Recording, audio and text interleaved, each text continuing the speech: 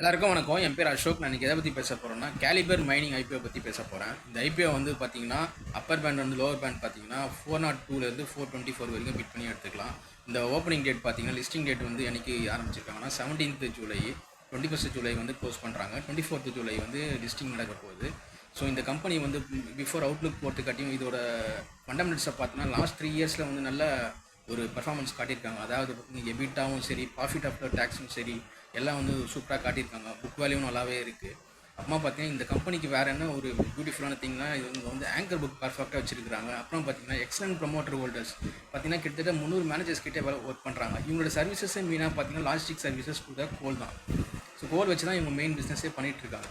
So இந்த கம்பெனியில் வந்து வேறு என்ன இருக்குதுன்னு பார்த்தீங்கன்னா, ப்ராப்ளம் என்ன இருக்குதுன்னு பார்த்தீங்கன்னா, சின்ஸ் இட்ஸ் கோல் மைனிங் பிஸ்னஸ்னால இந்த கோல் மைனிங் பிஸ்னஸ்னால மைனிங் ஆப்ரேஷன்ஸ் அடிவாங்க எப்போ பார்த்தீங்கன்னா மான்சூன் சீசனில். ஸோ அதனால் அந்த பிஸ்னஸை ப்ரிடிக்டே பண்ண முடியாது.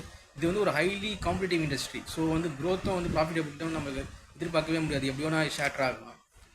அப்புறம் பார்த்தீங்கன்னா இந்த கம்பெனியில் வந்து வேறு என்ன இப்போ ரிஸ்க் இருக்குதுன்னு பார்த்தீங்கன்னா, கஸ்டமர் பார்த்தீங்கன்னா டிலே ஆன் ஃபியூ கஸ்டமர்ஸ் தான் இவங்க ரிலே பண்ணுறாங்க. அதாவது 90% ஆஃப் கஸ்டமர்ஸ் வந்து ஒரு 10 to 12 தான் இருப்பாங்க. ஸோ இவங்க நம்பி தான் இவங்க இருக்காங்க. ஸோ பிஸ்னஸ் வந்து கன்சிஸ்டண்ட்டாக போகும்னு யாரெல்லாம் சொல்ல முடியாது. அது ஒரு பிரச்சனையாக இருக்குது.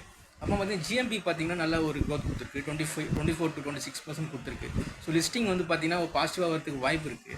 பட் இவ்வளோ எதாவது நல்லதும் இருந்தாலும் கெட்டதாக இருந்தாலும் இதில் ஒரு பிரச்சனை என்ன இருக்குன்னு பார்த்தீங்கன்னா, பிஸ்னஸ் எக்ஸ்பேன்ஷனே இவங்க வந்து சொல்லலை.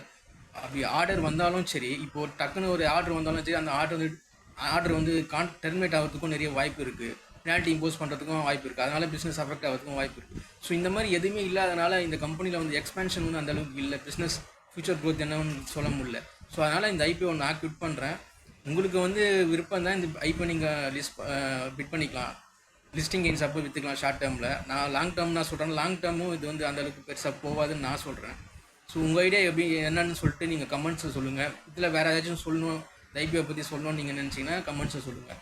பிடிச்சிருந்தால் லைக் பண்ணுங்கள், ஷேர் பண்ணுங்கள், கமெண்ட் பண்ணுங்கள், சப்ஸ்கிரைப் பண்ணுங்கள். தேங்க்யூ.